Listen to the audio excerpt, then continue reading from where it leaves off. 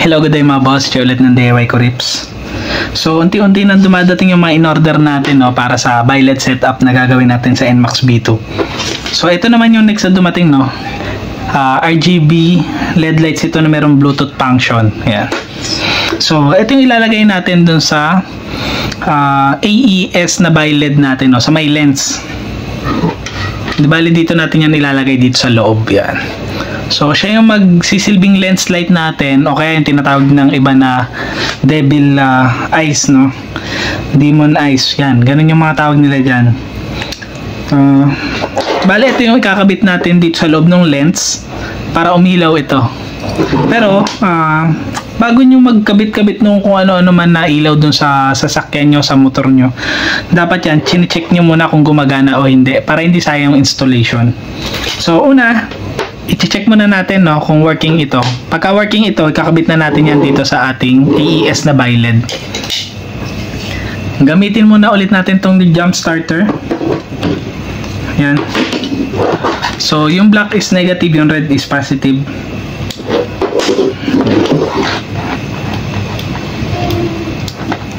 Yan. Ayan Kung mapapansin nyo, nagpapalit-palit siya ng kulay.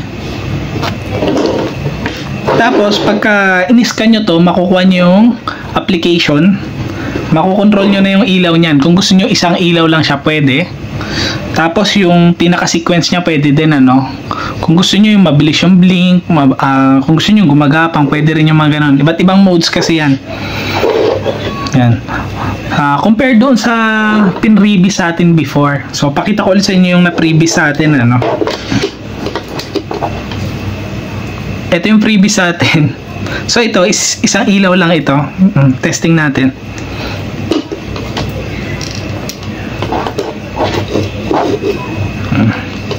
So ito red lang to. Yan.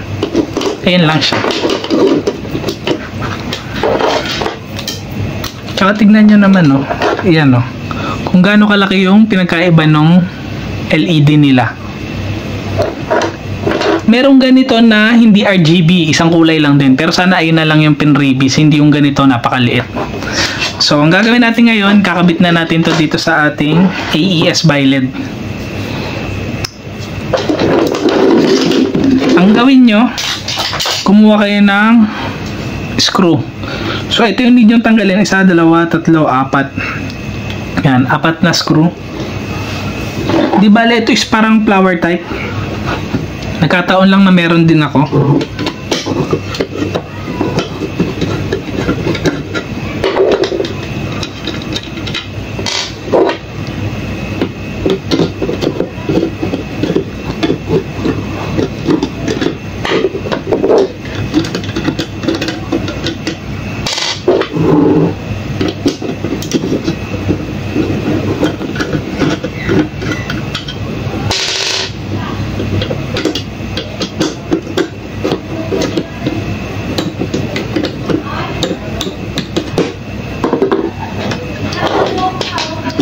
Bale, tanggal na.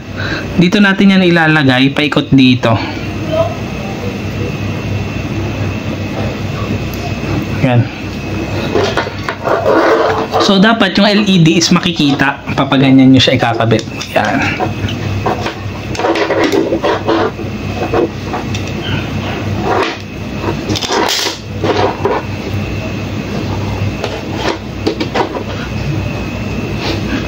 So, ang gagawin ko, itong pinaka-wire sa ilalim ko na lang siguro ilalagay. Iniisip ko kung sa ilalim o sa ibabaw siya dapat pero iniisip ko sa ilalim na lang. Tapos ito. Yan. Papaganyan. Yan. So, ikakabit ko na muna, tapos papakita ko na lang sa inyo mamaya. Di bale, ito na, nakabit na natin paikot. Tapos may butas siya sa ilalim. Doon ko na lang pinadaan yung pinaka-wire natin. Yan. Tapos, kailangan nyo lang siya ibalik kung paano nyo siya tinanggal kanina. Pero, testing muna natin, ng ganyan muna.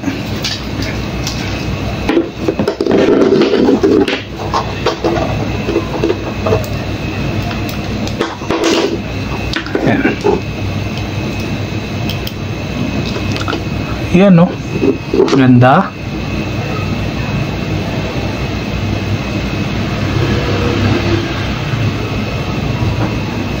Yan. So ngayon, babalik na natin siya dito sa biled mismo. Pero maganda ito, no? Kung meron kayong pang buga, bugahan nyo muna ng hangin. Kung wala naman, punasan nyo ng microfiber cloth. Pero hanggat maaari, wag magagasgasan to, no? Kasi re-reflect yan pagka bukas na kayo ng biled nyo. Guguhit yun dun sa pinakadaan. So mas maganda to, microfiber cloth. Pero kung malinis naman, wag nyo nang galawin. So ako lilinisin ko na muna, tapos kakabit ko na to. Tapos mamaya pakita ko sa inyo yung final output natin.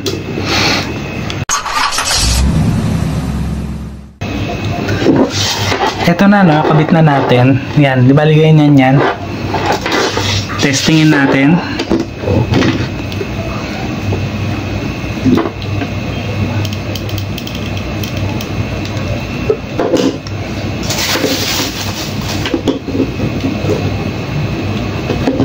Yun, no. Ang ganda.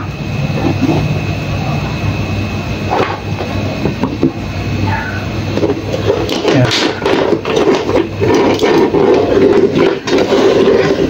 Dahil nakabit na natin yung pinaka devil eyes natin, yan. Yung lens light natin, kabit na rin natin tong shroud. Ito yung in-unbox natin nung nakaraan, kaya hindi ko pa siya kinakabit. Ang reason kasi nun, pagka kinabit ko na to, mahaharangan na yung tornilyuhan.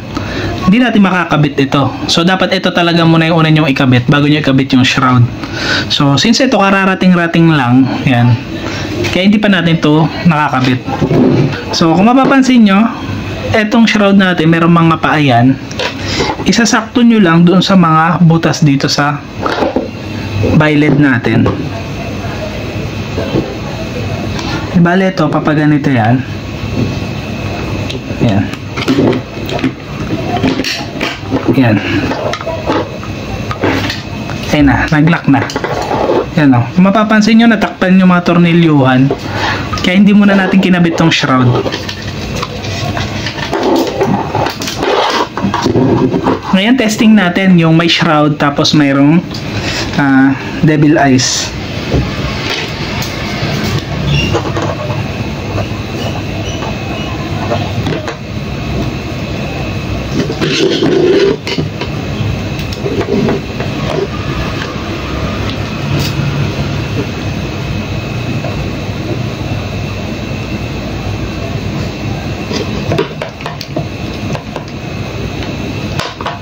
Yan, no.